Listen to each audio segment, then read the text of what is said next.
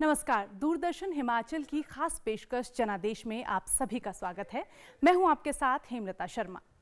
कोई गली चौराहा हो या चाय की टपरी, आजकल हर तरफ एक ही चर्चा हो रही है और वो है आम चुनाव। गौर रहे कि 16 जून 2024 को 17वीं लोकसभा का कार्यकाल पूरा होने जा रहा है और ऐसे में 18वीं लोकसभा के गठन की प्रक्रिया लगभग अंतिम चरण में है।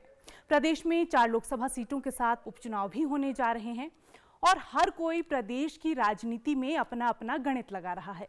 लेकिन प्रदेश की जनता क्या चाहती है, इस पर भी बात करेंगे, लेकिन उससे पहले एक नजर जनादेश सुर्खियों पर।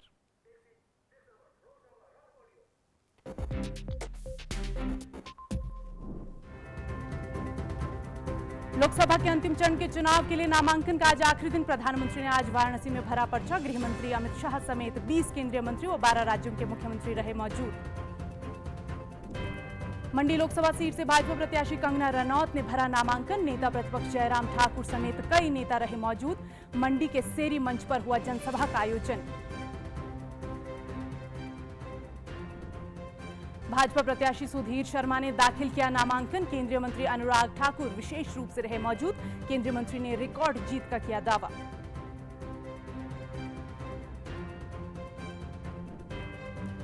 और केंद्रीय मंत्री अनुराग ठाकुर ने भाजपा प्रत्याशी चैतन्य शर्मा के नामांकन कार्यक्रम में लिया हिस्सा। गगरेट में आयोजित जनसभा को भी किया संबोधित।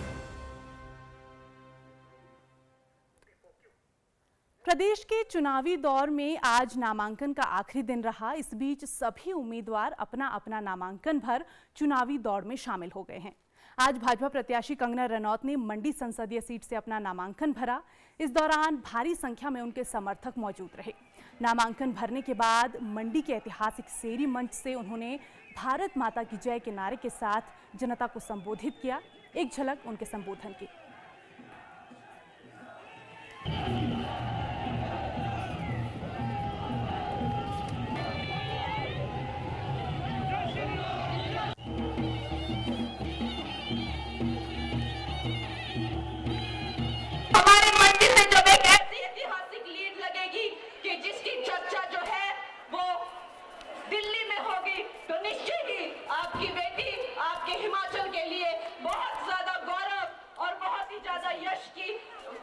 बहुत ही ज्यादा यश लाएगी।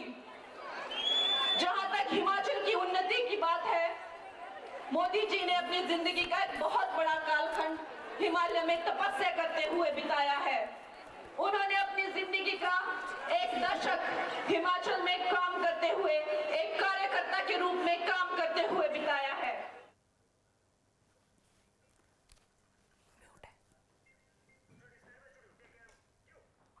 उधर भाजपा प्रत्याशी सुधीर शर्मा ने भी धर्मशाला विधानसभा क्षेत्र से उपचुनाव के लिए अपना पर्चा दाखिल किया। इस दौरान भाजपा के दिग्गज नेता अनुराग सिंह ठाकुर भी मौजूद रहे। भाजपा में शामिल होने के बाद सुधीर शर्मा ने बयानबाजी करते हुए मुख्यमंत्री को भी धर्मशाला आकर चुनाव लड़ने की चुनौती दे डाली थी।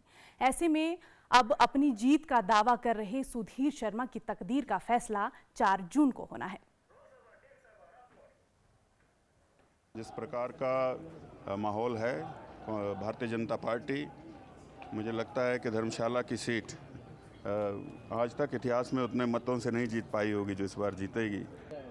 स्वाभिमान दिवस इसलिए क्योंकि हमने धर्मशाला के मान सम्मान और विकास की लड़ाई लड़ी है। ये लड़ाई लड़ते लड़ते ये उपचुनाव आया है सुखविंदर सिंह सुक्खू जी के साथ। तो ये हमारे सबके धर्मशाला के स्वाभिमान की लड़ाई है, इसलिए स्वाभिमान दिवस का नाम दिया है। जिन लोगों ने धर्मशाला के लोगों के साथ विश्वासघात किया है, हिमाचल की संस्कृति को दागदार किया है, उनको हम लोग छोड़ने वाले नहीं हैं। हम लोग धर्मशाला में जो बाई इलेक्शन हो जा रहा है, धर्मशाला के लोग विकास की तरफ जाएंगे और हिमाचल सरकार को मजबूत करेंगे। अभी 3.5 वर्ष सरकार की ओर है और जो धर्मशाला में हमारे रुके हुए कार्य हैं उनको हमने आगे बढ़ाना है। हिमाचल में इस बार मौजूदा सरकार के विधायकों ने इस्तीफा देने की झड़ी लगा दी।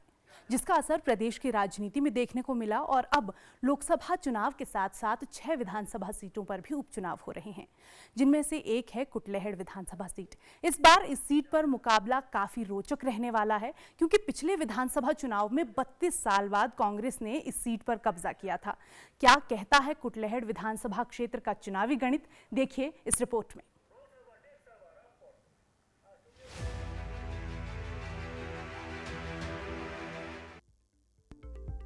कुटलैहड़ विधानसभा क्षेत्र भाजपा का गढ़ माना जाता रहा है, लेकिन 2022 में हुए विधानसभा के चुनाव में कांग्रेस ने 32 साल बाद भाजपा के अभेद दुर्ग को तोड़ दिया था।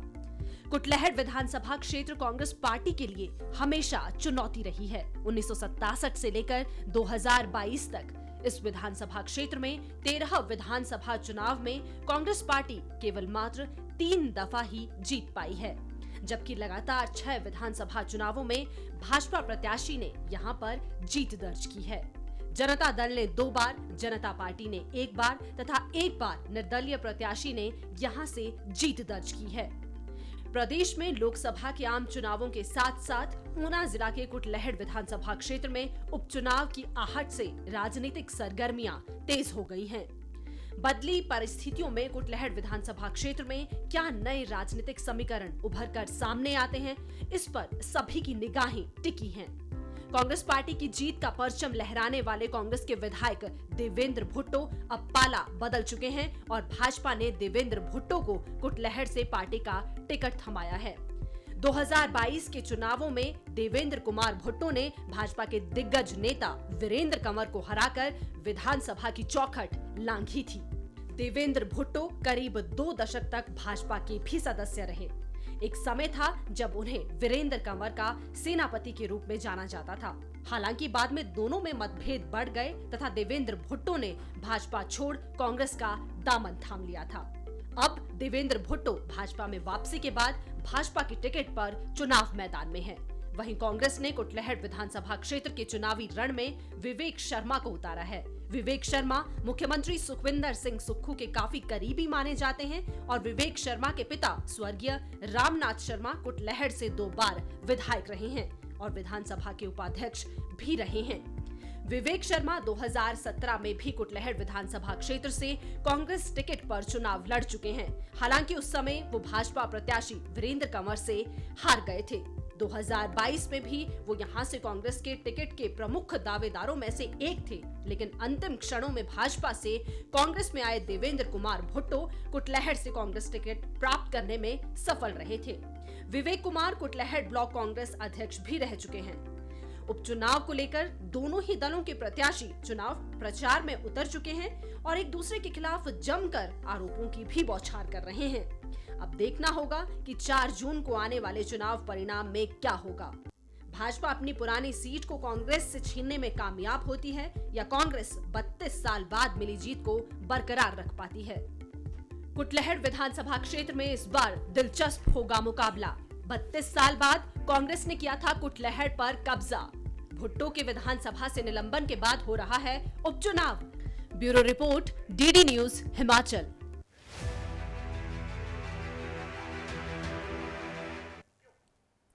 प्रदेश में आज से ठीक 15 दिनों के बाद चुनाव होने जा रहे हैं। सूबे के दोनों ही प्रमुख दल भाजपा और कांग्रेस अपनी अपनी जीत सुनिश्चित करने के लिए हर संभव प्रयास कर रहे हैं। वर्तमान में प्रदेश में कांग्रेस की सरकार है और इस दौरान अपनी जीत को लेकर प्रदेश के पहले उप मुख्यमंत्री मुकेश अग्निहोत्री आश्वस्त नजर आ रहे हैं। देखिए हमारे संवाददाता अमित शर्मा के साथ उप मुख्यमंत्री की ये खास बातचीत। टीडी न्यूज़ का विशेष कार्यक्रम जनादेश देख रहे हैं आप और आज हमारे साथ हैं कांग्रेस के तेज तर्रार नेता और हिमाचल प्रदेश सरकार में उप मुख्यमंत्री मुकेश अग्निहोत्री और उन्हीं से जानते हैं कि चुनावों की क्या कुछ रणनीति कांग्रेस किस नीति पर काम कर रही है। आपका स्वागत है। धन्यवाद। मुकेश जी, बात की जाए हिमाचल प्रदेश की, बात की जाए 4 लोकसभा के और 6 विधानसभा के उपचुनाव हो रहे हैं, तो किस रणनीति के तहत जो है वो कांग्रेस पार्टी इन चुनावों में उतरी है? ये देखिए, हिमाचल प्रदेश में कांग्रेस की सरकार है और हिमाचल प्रदेश की जनता कांग्रेस पार्टी के साथ जाएगी। काफ़ी साजिश षड्यंत्र भारतीय जनता पार्टी ने कर लिए, लेकिन हिमाचल प्रदेश की सरकार को गिरा नहीं पाए। ऑपरेशन लोटस विफल हो गया। ये भी सामने आ गया कि इसकी बैकग्राउंड में भारतीय जनता पार्टी के नेता थे, नेता प्रतिपक्ष और कुछ नेता बहुत जल्दबाजी में थे जो सत्ता पे काबिज होना चाहते थे। उन्होंने ऐसे में 9 लोगों को जो है, जो अच्छे भले एमएलए चल रहे थे, उन लोगों को जो है सड़कों पे ला दिया। तो उनको दोहरी मार पड़ रही है। उनका विधानसभा में दोबारा पहुंचना बहुत डिफ़िकल्ट हो गया है। सोचा कुछ होगा उन्होंने और हो कुछ गया है। और उसके बाद जहाँ तक पार्लियामेंट का सवाल है, पार्लियामेंट में इस दफ़ा ना तो मोदी लहर जिस पे ये बैंक कर रहे थे वो कहीं नज़र नहीं आई। और ख़ास तौर पे हमारे यहाँ तो लोग सरकार के साथ चलना चाहते हैं। और अब जैसे हमारे नॉमिनेशन हुए हैं, मंडी का नॉमिनेशन, हमारा कांगड़ा का नॉमिनेशन, या कल हमीरपुर का रिकॉर्ड तोड़ नॉमिनेशन जो हुआ है, उससे ये फिज़ाएँ जो है सामने आ गई हैं कि हवाएं किस तरफ की चल रही हैं। तो हिमाचल प्रदेश में जो 10 इलेक्शन हो रहे हैं या जो 3 और पाइपलाइन में हैं, इसमें तो कांग्रेस पार्टी बढ़त की और अग्रसर है। तो अगर बात की जाए जिस तरह से 4 लोकसभा के और 6 विधानसभा के, कितनी सीटें जो है वो आप इस बार मानते हैं? मेजॉरिटी क्या है, भाजपा को मुझे नहीं लगता कि विधानसभा की कोई भी सीट हासिल हो। जैसे जैसे चुनाव आगे बढ़ेगा, अभी तो चुनाव 20 दिन दूर है, जैसे जैसे चुनाव आगे बढ़ रहा है एक लहर चलनी शुरू हो रही है। लोगों ने, ये देवभूमि है, ये वीर भूमि है, यहाँ लोगों ने पसंद ही नहीं किया ये दल बदल का। लेकिन भाजपा तो कह रही है जो केंद्र सरकार का 10 साल का कार्यकाल है मोदी सरकार का, उसके दम पर वो सभी सीटें जीती। नहीं, ऐसा है, केंद्र की सरकार ने कर्मचारियों को ओपीएस नहीं दी, हमने दी है। हमने प्रदेश के 1,15,000 कर्मचारी जो है उनको ओपीएस के दायरे में लाए हैं हम। और जिस एम्प्लॉय को पहले 2,000 पेंशन लगी थी, अब उसको 30,000 मिल रही है। ऐसे ऐसे मेरे पास लिस्ट है, आप देखें, जिसको 5,000 मिल रही थी उसको 50,000 मिल रहा है। तो प्रदेश का कर्मचारी मानता है कि ये किसी ने नहीं देना था जो कांग्रेस ने दे दिया। ये लाइफ टाइम अचीवमेंट है और जब तक वो जिंदा है तब तक उनको मिलेगा। हमारी सरकार विकास की सरकार है, कल्याण की सरकार है, गरीब की सेवा की सरकार है। हम उस एजेंडे पे चले हुए हैं। और अभी तो सिर्फ 1 साल हुआ है सरकार को बने हुए, साल सवा साल में जो है भारतीय जनता पार्टी का मन इतना विचलित हो गया कि वो सरकारें गिराने खैर इनका काम है, एमएलए तोड़ने इनका काम है, बहुत सरकारें इन्होंने पहले भी तोड़ी हैं यहाँ, लेकिन यहाँ पे ये चूक गए। यहाँ पे तो जो सरकार की स्थिरता का एक मुद्दा है, यहाँ पे सरकार को साजिश के तहत तोड़ने को लेके जो प्रयास हुआ वो एक मुद्दा है। और ये लोगों की जुबान पे बड़ी मुखरता से चल रहा है। तो ये थे उप मुख्यमंत्री मुकेश अग्निहोत्री, जिन्होंने कहा कि प्रदेश सरकार का 1.25 साल केंद्र सरकार की 10 साल की सरकार पर भारी पड़ेगा। Amit Sharma, DD news, Una. जनादेश में आगे बढ़ते हैं और प्रदेश के राजनीतिक समीकरणों पर बात करने के लिए हमारे संवाददाता धर्म प्रकाश न्यूज रूम से हमारे साथ लाइव जुड़ चुके हैं। धर्म प्रकाश, पहले तो जनादेश में आपका स्वागत है और जानना चाहेंगे कि प्रदेश में आज नामांकन का आखिरी दिन था। बात करें लोकसभा चुनावों की तो किस तरह के समीकरण बनते नजर आ रहे हैं, क्या कुछ कर रहे हैं प्रत्याशी अपनी जीत सुनिश्चित करने के लिए और किस तरह का माहौल प्रदेश में इस वक्त बना हुआ है? जी धर्म प्रकाश। इमलता, माहौल बिल्कुल चुनावी है। चुनाव लोकतंत्र का महापर्व चल रहा है और क्योंकि नॉमिनेशंस का आखिरी दिन आज था तो आज जो है वो सभी लोकसभा क्षेत्रों में जो बचे हुए उम्मीदवार जिन्होंने अब तक नॉमिनेशंस फाइल नहीं किए थे उन्होंने भी आज अपने नामांकन दाखिल किए हैं, जिसमें कंगना रनौत का नाम शामिल है, सुधीर शर्मा का नाम शामिल है, साथ ही साथ कुटलैहड़ विधानसभा क्षेत्र की जहाँ की हम बात कर रहे हैं आज जनादेश में, वहां से जो प्रत्याशी है रविंद्र भुट्टा, विवेक शर्मा, उन सब ने आज नामांकन दाखिल किया है। और पूरे प्रदेश की ओवरऑल अगर बात करें तो करीब करीब 70 से ज्यादा जो नॉमिनेशंस हैं वो फाइल किए गए हैं, चाहे विधानसभा उपचुनावों की बात करें या फिर लोकसभा सीटों की बात करें।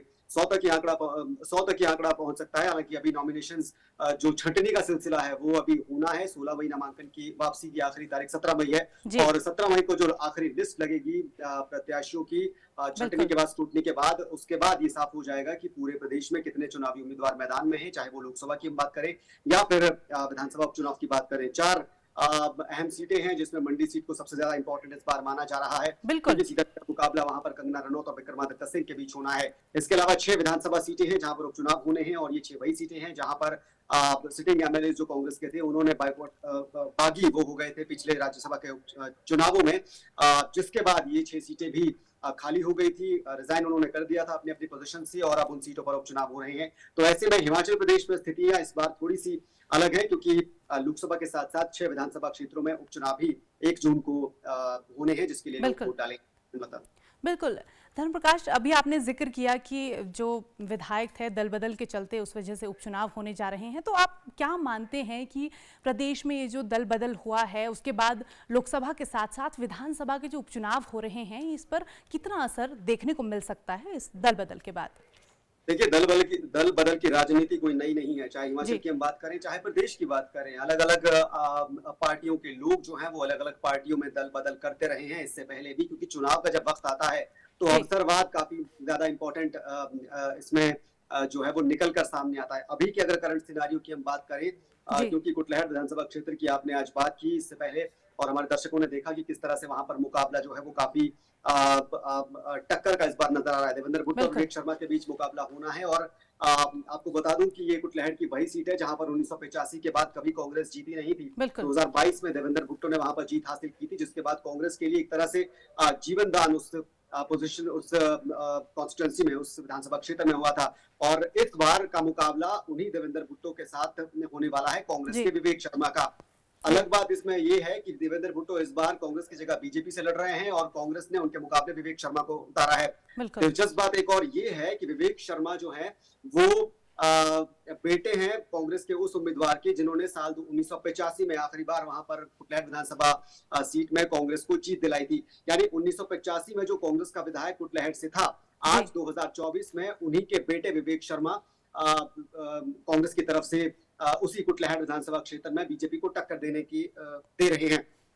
तो देवेंद्र भुट्टो और विवेक शर्मा में ये मुकाबला इस बार कुटलैहड़ विधानसभा क्षेत्र में होने जा रहा है। इसके अलावा 5 और कॉन्स्टिट्यूंसीज हैं जहां पर जो बाई इलेक्शन है वो हो रही हैं, और इनमें भी अगर धर्मशाला की हम बात करें, सुधीर शर्मा वहां पर भाजपा उम्मीदवार हैं जिन्होंने आज ही अपना नामांकन दाखिल किया है। अनुराग ठाकुर इस दौरान उनके साथ मौजूद रहे और वो भी अपनी जीत को लेकर आश्वस्त हैं। तो सभी जो 6 कांग्रेस के बागी विधायक थे वो अब बीजेपी की तरफ से अपनी अपनी सीटों से दोबारा इलेक्शन लड़ रहे हैं, चुनाव लड़ रहे हैं, और हर सीट पर हर बीजेपी कैंडिडेट अपनी जीत का दावा कर रहा है। तो ऐसे में ये जो 6 कॉन्स्टिट्यूंसीज हैं, यहाँ पर होने वाला बाई इलेक्शन काफी ज्यादा इंपॉर्टेंट और काफी ज्यादा सुर्खियों में इस बार रहने वाला है। ठीक है, ठीक है।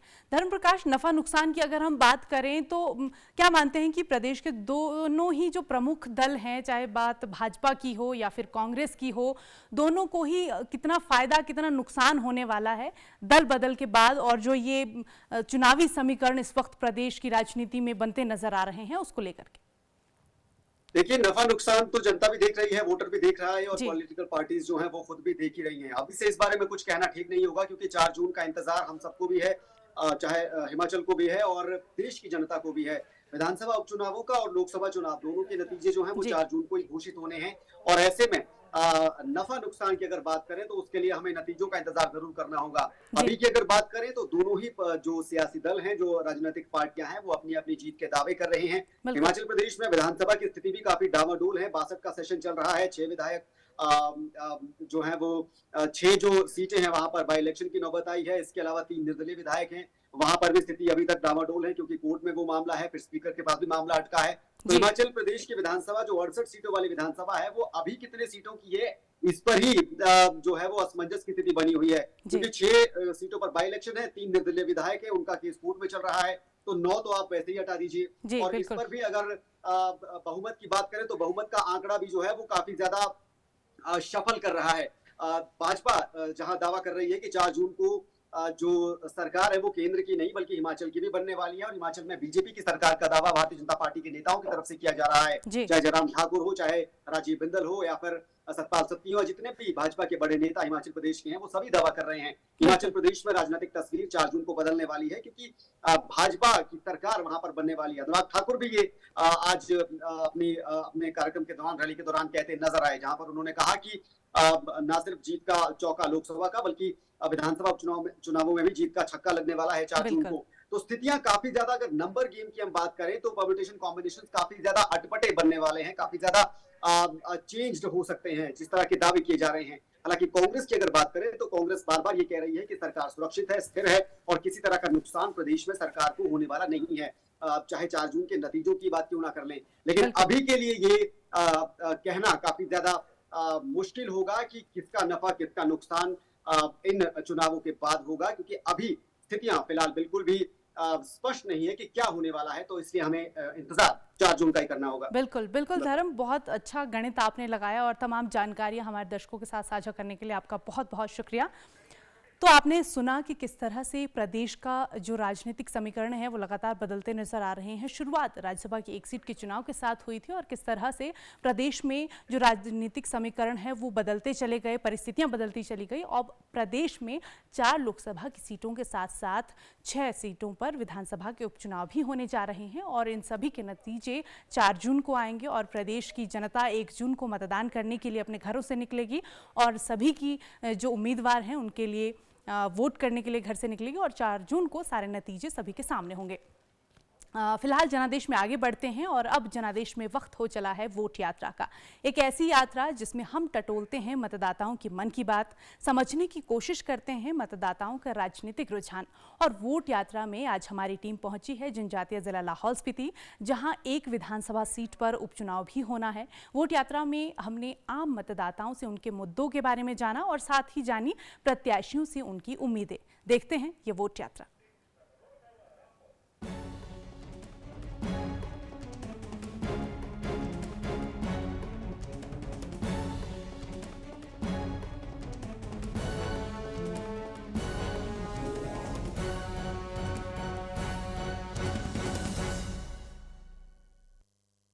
वोट यात्रा के इस सेगमेंट में आए हम बात करते हैं कि लाहौल स्पीति में पर्यटन की कितनी संभावना है, विंटर गेम्स की कितनी संभावना है और सांसद, कैसे सांसद को आप चुनना चाहेंगे?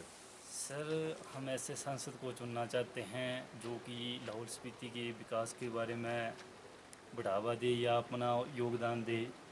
और दूसरी बात सबसे बड़ी ये है कि यहाँ पे जो बर्फ़ पड़ती है सर्दियों के दिनों में, तो उस टाइम खेल कूद को बढ़ावा दिया जाए और हर क्षेत्र में पर्यटन को बढ़ावा दिया जाए। क्योंकि यहाँ पे लाहौल स्पीति में आपको पता है सर, 6 महीने तो यहाँ पे बर्फ़बारी रहती है, उसके 6 महीने बाद ही खुला रहता है, तो इससे टूरिज्म को जितना बढ़ावा दिया जाए उतना बेटर होगा सर। टूरिज्म की तो यहाँ पर अपार संभावना है। यहाँ का दृश्य बहुत ही मनोरम है। मुझे लगता है कि संसार में ऐसा दृश्य कहीं और जगह मिलेगा ही नहीं। तो सरकारें आती है जाती है, लेकिन कोई टूरिज्म के लिए यहाँ के लिए कुछ नहीं करता है। देखिए, यहाँ पर एशिया के वेस्ट स्लोप में से एक है जो शुमनम में है, आपका केलोंग से मात्र 10 किलोमीटर दूरी पर है। तो यहाँ पर विंटर स्कीइंग के लिए, वाटर स्पोर्ट्स के लिए है, आपका आइस स्केटिंग कर सकते हैं, स्कीइंग कर सकते हैं, यहाँ के युवाओं को रोज़गार मिल सकता है। तो हम ऐसे सांसद को चुनेंगे जो हमें टूरिज्म के लिए इस एरिया को उठाए और इस एरिया को दुनिया के नक्शे पे लाए। यहाँ पर 6 महीने लगभग बर्फबारी, खासी खासी बर्फबारी पड़ती रहती है और इसमें जो साहसिक जो पर्यटन पर काफ़ी बढ़ावा दिया जाता है। लेकिन बीते मैंने जितनी भी सरकारें उन्होंने इस पर खास ध्यान दिया नहीं। जो सांसद इस क्षेत्र में अच्छा काम करने का वादा करेगा या अपने घोषणा पत्र में इस चीज़ का जिक्र करेगा, हम उसी के साथ इस बार जाएंगे। जैसे आने वाले इलेक्शनों में या जैसे चुनावों में ऐसा सांसद चाहिए हमें जो हमारे खासकर लाहौल के लिए, लाहौल का टूरिज्म के लिए काफ़ी सपोर्ट करें। जैसे अपने मंदिर हो गए, मस्जिद हो गए और आपका ये गोम्पे हो गए, इसके लिए कुछ डेवलपमेंट करें और अपना खासकर ये सकिंग के लिए। और ऐसे कई संभावना है, टूरिज्म के लिए भी है इसमें। जैसे आपका अपना छोटे मोटे अपना कारोबार के लिए बहुत मतलब संभावनाएं हैं। तो हम ऐसे सांसद को वोट करेंगे जो हमारे लाहौल के लिए, टूरिज्म के लिए बहुत ज़्यादा मतलब हमारे समाज ये संभावना है, उस तरफ ज़्यादा ध्यान देगा। हम उसी सांसद को ज़्यादा से ज़्यादा वोट करेंगे। वोट यात्रा के इस सेगमेंट में जैसे कि आपने सुना कि लाहौल स्पीति के लोगों का कहना है कि वो ऐसे सांसद को चुनना चाहते हैं जो यहाँ के अनछुए पर्यटन स्थलों को विकसित करे। और जो शीतकालीन खेल है, खासकर लाहौल स्पीति में सर्दियों के दौरान भारी बर्फबारी हो जाती है, तो ऐसे में यहाँ विंटर गेम्स की काफ़ी संभावना है। तो लोगों का कहना है कि वो ऐसे सांसद को चुनेंगे जो इस दिशा में काम करे। दूरदर्शन के लिए केलंग लाहौल स्पीति से कुंदन शर्मा। और अब जनादेश में वक्त हो चला है चुनावी किस्से का। जनादेश के इस सेगमेंट में चुनावी प्रणाली से जुड़ी ऐसी अनोखी बातें जो अलग हैं, दिलचस्प हैं। तो ये रहा आज का चुनावी किस्सा।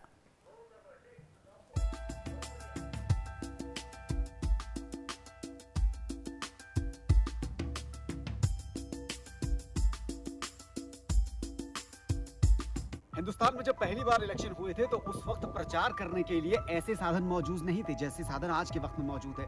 उस वक्त ना तो फेसबुक था, ना यूट्यूब था, ना सोशल मीडिया था और ना ही टेलीविजन मीडिया था। तो सोचिए कि उस वक्त के चुनाव के जो उम्मीदवार होते थे, कैंडिडेट्स होते थे, वो आखिर प्रचार कैसे करते थे। पहले इलेक्शन के वक्त में प्रचार करने के लिए बहुत ही अजीबोगरीब तरीके अपनाए जाते थे। बंगाल में तो पहले आम चुनावों में बैलों तक को प्रचार के लिए इस्तेमाल किया जाता था। पालतू जानवरों की पीठ पर चुनावी नारे और वोट अपील लिखी जाती थी। इसके अलावा चुनावी जनसभा और नुक्कड़ नाटकों का भी इस्तेमाल किया जाता था। ये नाटक चौक चौराहों पर और भीड़ भाड़ वाले इलाकों में किए जाते थे क्योंकि ऐसी जगह में बहुत ज्यादा संख्या में लोग आसानी से मिल जाते थे। उस वक्त प्रचार के लिए पोस्टर्स, बैनर्स, होर्डिंग्स का ज्यादा इस्तेमाल नहीं होता था क्योंकि इसकी छपाई पर बेहद ज्यादा खर्च होता था। लेकिन प्रचार तो करना था, चुनाव तो जीतना था। धीरे धीरे ट्रेंड बदलने लगा। राजनीतिक पार्टियों ने प्रचार के लिए गाड़ियों का इस्तेमाल, ऑटो रिक्शा का इस्तेमाल, लाउड स्पीकर्स का इस्तेमाल करना शुरू कर दिया और प्रचार के ये मुख्य साधन बनते चले गए। गाड़ियों पर चुनावी झंडे लहराए जाने लगे और फिर इंटरनेट और मोबाइल ने जब दस्तक दी उसके बाद तो प्रचार का पूरा सिस्टम ही बदल गया। और आज के वक्त में प्रचार के लिए किन किन साधनों का किस किस तरह से इस्तेमाल होता है आप बखूबी जानते हैं। वैसे तो हर बार चुनाव में ये प्रयास रहता है कि 100% मतदान हो, लेकिन इस बार हिमाचल का हर एक कलाकार अपने अपने अंदाज में वोट अपील कर रहा है। तो आइए देखते हैं ये खास वोट अपील।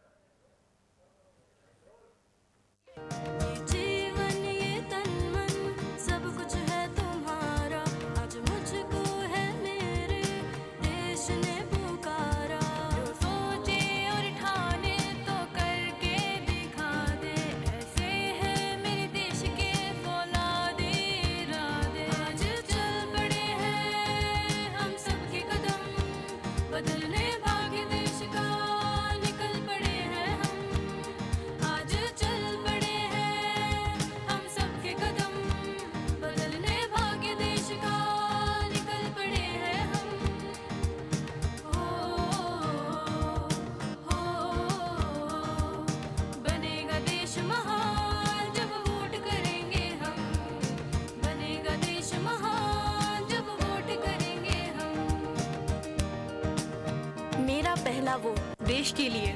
आओ इस कैंपेन से जुड़े। चुनाव में मतदान अवश्य करें, वोट हमारा है अनमोल, कभी ना लेंगे इसका मोल।